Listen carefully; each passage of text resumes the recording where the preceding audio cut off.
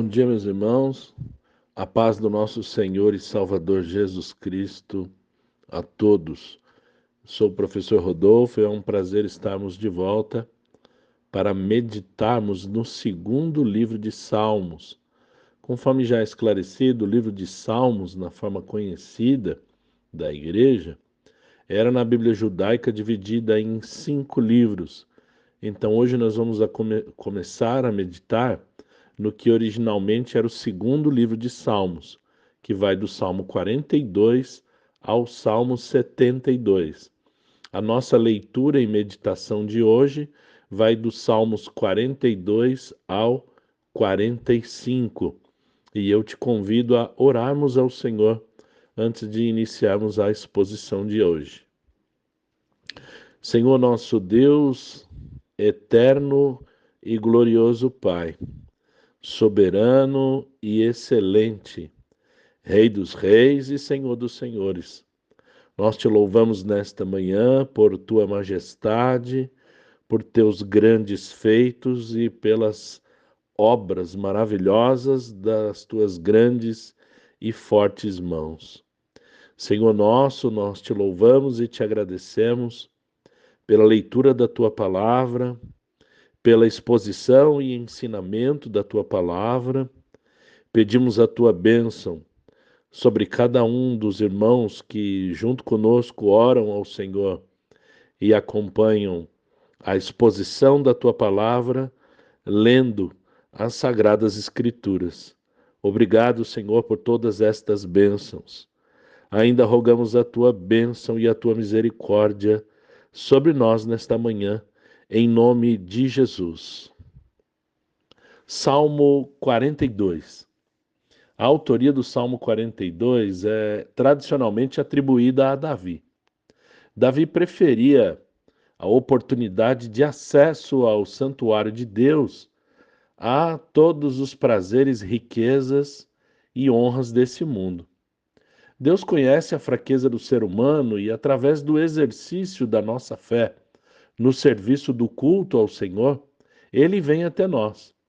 Não que a observância de cerimônias externas por si só possa nos levar ao favor de Deus, mas são exercícios e disciplinas espirituais que devemos, a exemplo de Davi, desejar com todas as nossas forças. Davi clama e lamenta, deseja ardentemente pela presença do Deus vivo, visto que ele estava excluído do exercício das cerimônias do tabernáculo e do altar. E isso para ele era como se o acesso ao próprio Deus lhe tivesse sido negado. É comum, em meio às nossas misérias e tristezas, nos zombarem com maldade de que Deus está contra nós. Nunca se esqueça de que é Satanás quem move os homens a falar dessa maneira, a fim de derrubar a nossa fé. E que, portanto, não é hora de relaxarmos, cedermos ou baixarmos a guarda, pois uma guerra está travada contra nós.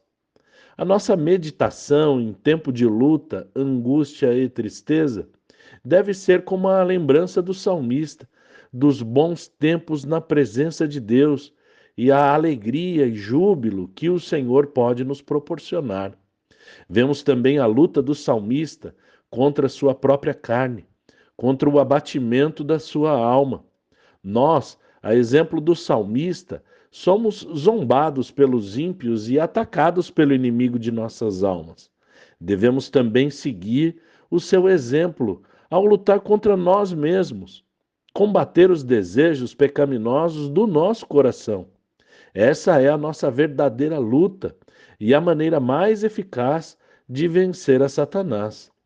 O salmista ora e lembra de Deus no momento do abatimento da sua alma. Ao elevarmos o nosso pensamento em oração ao Deus vivo, isso pode nos trazer alívio da dor. Muito mais do que a simples lamentação, devemos nos dirigir pessoal e diretamente a Deus, pois se nos fecharmos em nossas angústias, a situação tende a piorar. Um abismo chama outro abismo. Mas Davi sabe que Yahvé é a sua rocha e o seu auxílio.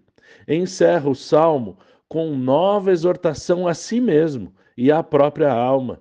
Espera em Deus, pois ainda o louvarei. Salmo 43. Esse salmo foi escrito em um momento histórico e cultural em que o povo judeu estava enfrentando dificuldades e adversidades. Sua autoria não é totalmente clara, embora muitos estudiosos acreditem que ele foi escrito pelo rei Davi. E o autor, em primeiro lugar, ele reclama da extrema crueldade de seus inimigos. Mas nos próximos versos, ele mostra que não havia nada que considerasse mais doloroso do que ser privado da oportunidade de acesso ao santuário e, entre aspas, estar separado de Deus. O salmista considerou que seus inimigos não tinham poder para prejudicá-lo, exceto na medida em que o Senhor os permitisse. Ele faz um voto de agradecimento a Deus, mas não há dúvida de que com essas palavras ele sugere que o fim que ele tinha em vista era buscar a libertação de suas aflições, como antigamente ele poderia ter a liberdade de retornar ao santuário, do qual foi expulso pela tirania de seus amigos, e ele queria ir até o altar de Deus, oferecer sacrifícios ao Senhor e o adorar. Salmo 44. Ele é atribuído aos filhos de Coré, que eram uma família de levitas encarregados da música do santuário. O povo de Deus aqui relata a bondade que ele havia manifestado anteriormente aos seus pais. A expressão ouvimos com nossos próprios ouvidos não deve ser entendida como redundância, mas como importância do grande renome da graça de Deus. O povo de Deus relembra o poder do Senhor em destruir os seus inimigos e livrá-los por sua forte mão. Reconhecem que não foi a sua força, nem a sua habilidade que os deram vitórias, mas pela mão, o braço e a luz do rosto do Senhor foi que eles venceram, porque o Senhor manifestou sua graça a eles. O povo reconhece a soberania e o domínio de Deus e ora ao Senhor pedindo vitória. Lembram novamente das vitórias obtidas em nome do Senhor e declaram não confiar em instrumentos de guerra, mas em se gloriar no Deus de Jacó, que pode os livrar de seus inimigos. O povo de Deus agora lamenta a sua miséria e sabe que se o Senhor não sair à sua frente, serão derrotados, e eles se sentem rejeitados por Deus. No verso 17, os filhos de Coré descrevem como deve ser a nossa fé em meio às adversidades, afrontas, vergonha e até humilhação. Tudo isto nos sobreveio. Contudo, não esquecemos de ti, nem fomos infiéis à tua aliança. Vemos a seguir uma profunda lamentação do povo de Deus que sofre por opressão de seus inimigos, entregues pelo próprio Deus e querem invocar para si mesmo a qualidade de justos e de estarem sofrendo por causa do nome de Deus. Isso aconteceu muitas vezes na história. E sabemos que o povo não era tão inocente e tão justo assim. Sofriam por causa da sua iniquidade e incredulidade, e o castigo de Deus tinha o caráter didático e corretivo, chamando o povo ao arrependimento e fé genuína no Deus vivo. Ao fim do salmo, o povo segue clamando pela misericórdia e pelo favor de Deus, nos mostrando que, mesmo em meio à correção do Senhor, não devemos cessar de invocar o seu nome e confiar na sua salvação. Salmo 45, também de autoria desconhecida, atribuído por alguns a Davi e por outros aos filhos de Coré. O prefácio mostra que o assunto do salmo não é comum. Para quem quer que tenha sido o autor, ele aqui sugere que tratará de coisas grandes e gloriosas. Podemos concluir que o assunto tratado não é meramente um reino transitório e terreno, mas algo muito mais excelente. O salmista inicia o assunto com a beleza do rei, depois passa também a louvar a sua eloquência. A excelência pessoal é atribuída ao rei. Essa excelência foi vista em Salomão, também brilhou mais tarde e mais completamente em Cristo Jesus. Após essas coisas, o salmista exalta o poder bélico do rei. Quando o salmista acrescenta que o rei foi ungido acima de seus companheiros, isso não deve ser entendido como o efeito ou o fruto de sua justiça, mas como a causa da própria unção.